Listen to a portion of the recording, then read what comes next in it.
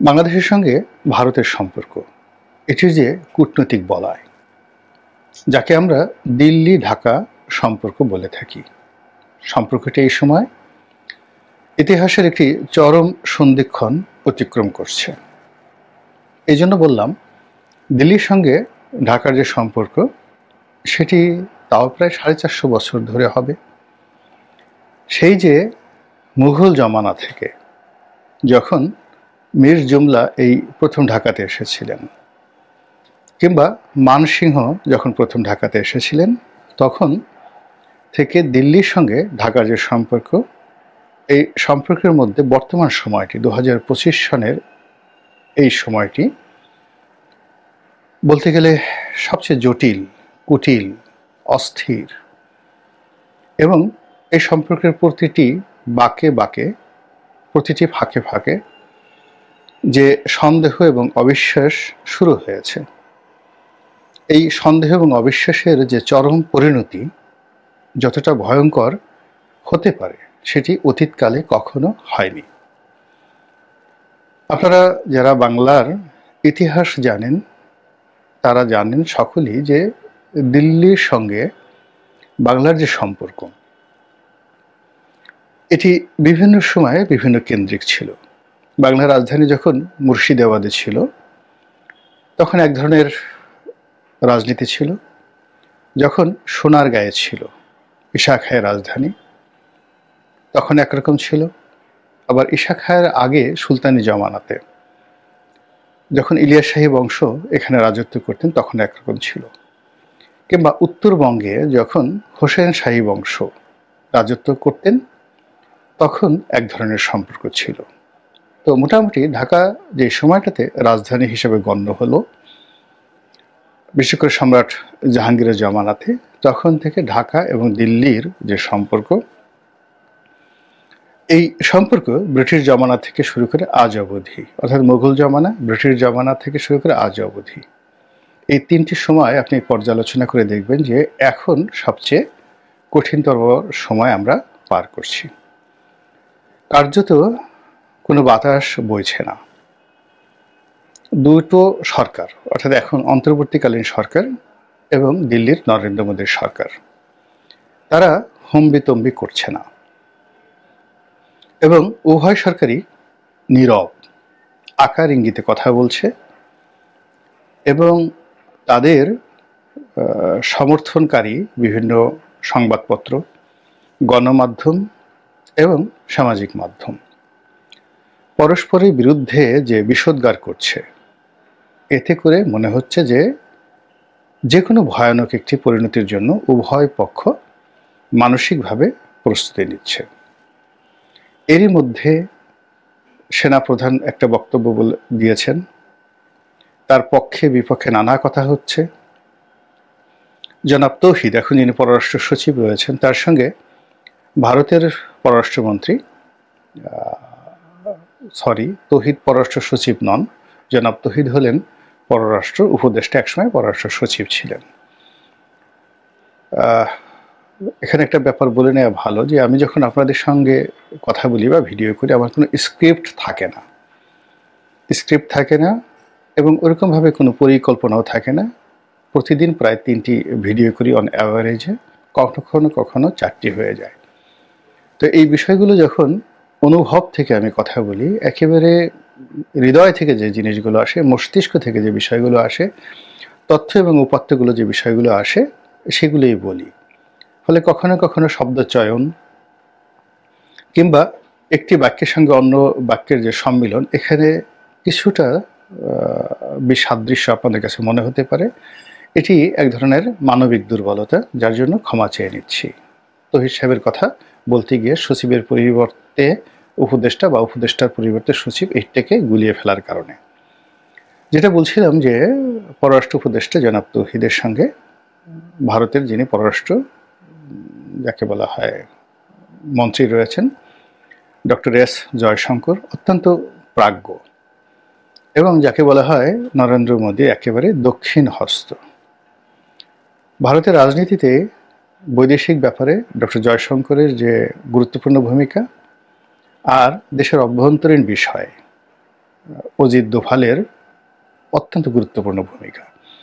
এটির যে সমন্বয় ভারতবর্ষে ঘটেছে, গত 50 বছরে এইরকম প্রধানমন্ত্রী ডিফ্যাক্টো দুইজন পাওয়ারফুল মানুষ একসাথে ভারতে আসেনি। তো সেই অজিত দোভাল এবং জয়শঙ্কর, এই দুজনের বডি ল্যাঙ্গুয়েজ, কথাবার্তা এবং তাদের মুভমেন্ট যদি লক্ষ্য করেন তাহলে বুঝতে পারবেন যে আমরা কি একটা ভয়ঙ্কর সময় অতিক্রম করছি। দ্বিতীয়ত, বাংলাদেশের প্রসঙ্গ আসার সঙ্গে সঙ্গে জনাব নরেন্দ্র মোদী যেভাবে মুখ ভার করছেন, মুখ বাঁকা করছেন, এবং তিনি যে যথেষ্ট গোস্বার মধ্যে রয়েছেন, ক্রোধান্বিত অবস্থায় রয়েছেন, এটি স্পষ্টতই বোঝা যায়। এবং সেই ক্রোধ দমন করার জন্য সামরিক শক্তি আমাদের নেই। সেই ক্রোধকে প্রশমিত করার জন্য বা প্রলোভিত করার জন্য অর্থনৈতিক চাবিকাঠি আমাদের হাতে নেই। তাদের সঙ্গে আমাদের এমন কোনো ব্যবসায়িক লেনদেন নেই যে কারণে তাদেরকে আমরা লোভাতুর করতে পারি অথবা প্রভাব বিস্তার করতে পারি। শক্তিও নেই, সামর্থ্যও নেই। তৃতীয়ত, আমাদের বুদ্ধিশুদ্ধিও ওদের মতো নয়। দিল্লির যে ইনস্টিটিউশনাল ক্যাপাবিলিটি রয়েছে, সেটা মিলিটারি বলেন, সিভিল ব্যুরোক্রেসি বলেন, তাদের পলিটিক্যাল যে কালচার রয়েছে, দেশের প্রয়োজনে সবাই যেভাবে এক হয়ে যায় এবং সেই ঐক্যবদ্ধ জনমত এবং জনশক্তি, এটিকে নেতৃত্ব দেওয়ার জন্য তাদের সুশীল সমাজ আছে, তাদের মিলিটারি আছে, পুলিশ আছে, সংবাদপত্র আছে, বুদ্ধিজীবী আছে। কিন্তু আমাদের যেটা হলো যে আমাদের মধ্যে যে ভারত বিরোধিতা রয়েছে, এই ভারত বিরোধিতাকে ঐক্যবদ্ধ শক্তিতে পরিণত করার মতো নেতৃত্ব নেই, তারপর মিলিটারি পাওয়ার নেই এবং রিসোর্স নেই। ফলে ভারতের সঙ্গে আমাদের যে এই মুহূর্তের যা কিছু হচ্ছে পুরোটাই অসম, একেবারেই অসম। অতীতে আমরা যখন ভারতের বিরুদ্ধে যুদ্ধ করেছি, সেই পাল আমলে, সেন আমলে, তারপরে শশাঙ্কের জমানাতে, তারপর ফিরোজশাহী রাজবংশের যখন দিল্লিতে ছিল, সেই সময়টিতে বাংলাদেশে ফখরুদ্দিন মোবারক শাহ স্বাধীনতা ঘোষণা করেছেন, শামসুদ্দিন ইলিয়াস শাহ তিনি স্বাধীনভাবে রাজ্য পরিচালনা করেছেন, গিয়াসুদ্দিন আজম শাহ স্বাধীনভাবে এই রাষ্ট্র পরিচালনা করেছেন। তো সেই সময়টিতে এমনকি ইখতিয়ার উদ্দিন মোহাম্মদ বিন বখতিয়ার খলজির সময়ও দিল্লির সঙ্গে বাংলাদেশের যে বিরোধ ছিল, সেই বিরোধটাকে ম্যাটেরিয়ালাইজ করার জন্য রাষ্ট্রের প্রায় সব কিছু ঐক্যবদ্ধ ছিল। ফলে আমরা ক্ষতিগ্রস্ত হয়েছি অতীতে, কিন্তু কম। কিন্তু এবারের আমাদের যে বিশৃঙ্খলা অবস্থা, এটি ঢাকা বিশ্ববিদ্যালয় ক্যাম্পাস, রাজু ভাস্কর্য থেকে শুরু করে বাংলা একাডেমি, বাংলা একাডেমি থেকে একুশের বইমেলা, একুশের বইমেলা থেকে শাহবাগ, শাহবাগ থেকে জেলা শহরগুলো, সেখান থেকে আপনি যদি আমাদের সামাজিক যে অস্থিরতাগুলো তৈরি হয়েছে, মব জাস্টিস, চাঁদাবাজি, হানাহানি, মারামারি, একে অপরকে ছোট করার প্রতিযোগিতা, এবং আমাদের এই সমাজে আমরা কাউকে সার্বজনীন সম্মানে সম্মানিত করতে পারছি না। আপনি যাকে সম্মানিত করছেন বা আপনি যাকে সম্মানিত ব্যক্তি হিসেবে মনে করছেন, আপনার প্রতিপক্ষ তাকে 10টা গালি দিবে এবং প্রতিপক্ষ তাকে নিয়ে অশ্লীল অশ্রাব্য কথা বলবে এবং তাকে পশুর পর্যায়ে নামিয়ে আনার জন্য যত রকম অপপ্রচার রয়েছে এই কাজগুলো করবে, যেটি আমরা এই জুলাই আগস্ট বিপ্লবের সময়, এমনকি ফ্যাসিবাদের সময়ও সেটি কল্পনা করতে পারিনি।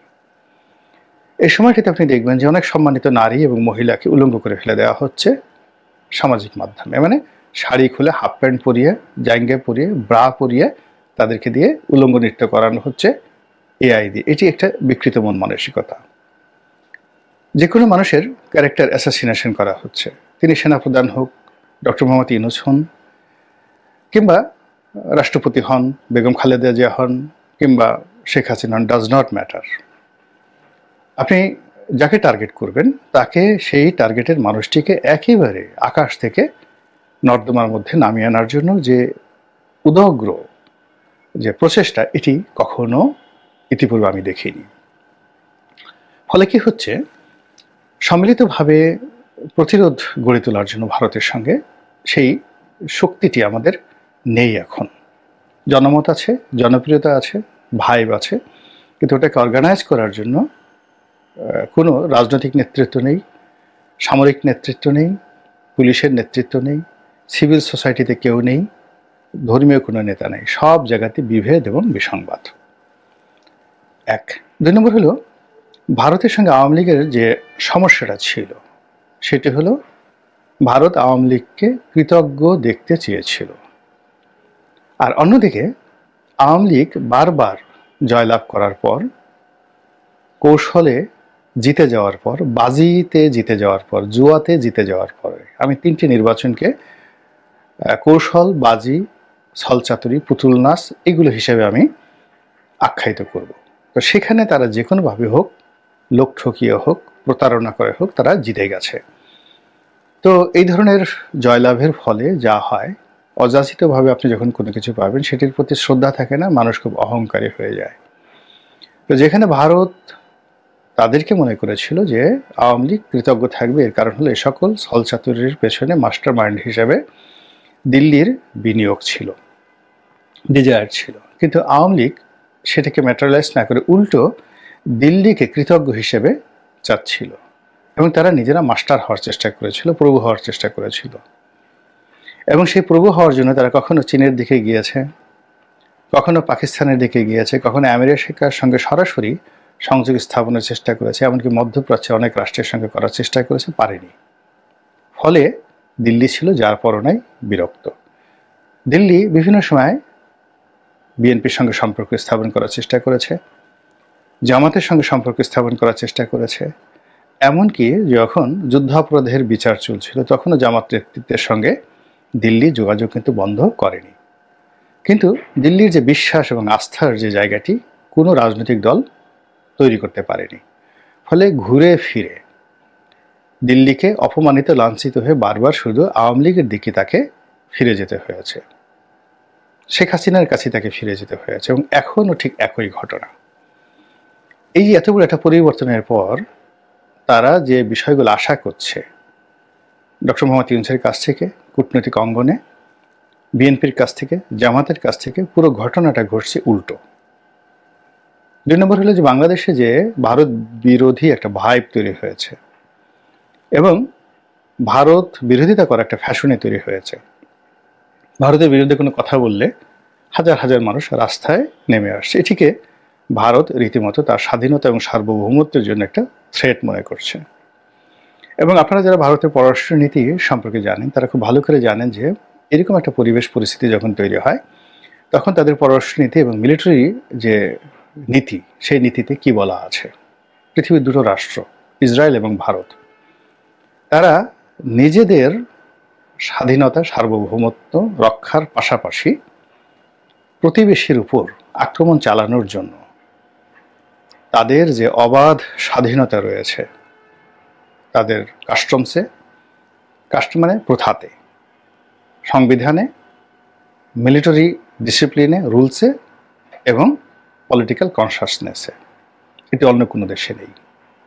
তো সেই দিক থেকে আমরা দিল্লির যে থ্রেটের মধ্যে আছি, এই থ্রেটটি যে কোনো সময় আমাদের উপর একেবারে গজব হিসেবে আবর্তিত হতে পারে। আর সেই গজব মোকাবেলা করার জন্য আমাদের যে দক্ষতা দরকার, অভিজ্ঞতা দরকার, পরিবেশ দরকার, পরিস্থিতি দরকার, রাজনৈতিক দলগুলোর ঐক্য থাকা দরকার, এবং রাষ্ট্রের যে বাহিনীগুলো রয়েছে তাদের সঙ্গে জনগণের এবং রাজনৈতিক দলের যে বিশ্বাস এবং আস্থার সম্পর্ক থাকা দরকার। সেই জায়গাগুলোতে বড় বড় গর্ত তৈরি হয়েছে, অবিশ্বাস তৈরি হয়েছে, এবং সেই অবিশ্বাসের কারণে আগামী যে দিনগুলো ক্রমশই আমাদের জন্য নিয়ন্ত্রণের বাইরে চলে যাচ্ছে।